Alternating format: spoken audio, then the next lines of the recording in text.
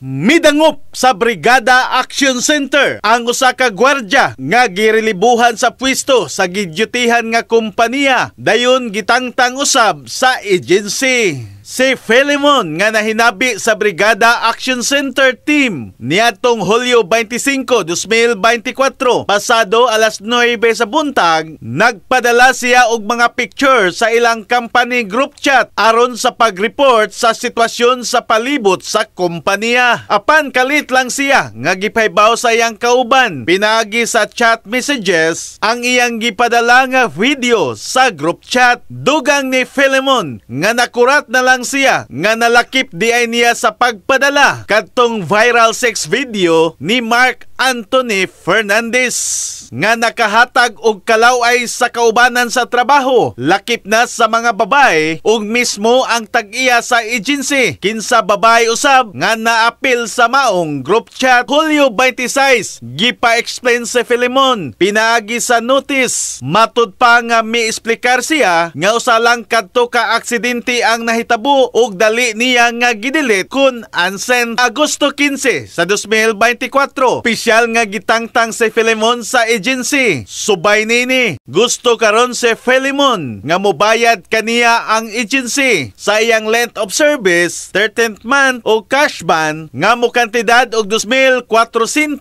pesos. Ang Brigada Action Center Team mihatag og giya ni Philemon sa legal nga proseso. In the heart of changing lives, ako si Brigada Alan Tangkawan sa 90.7 Brigada News FM Cebu, the Music and News Authority.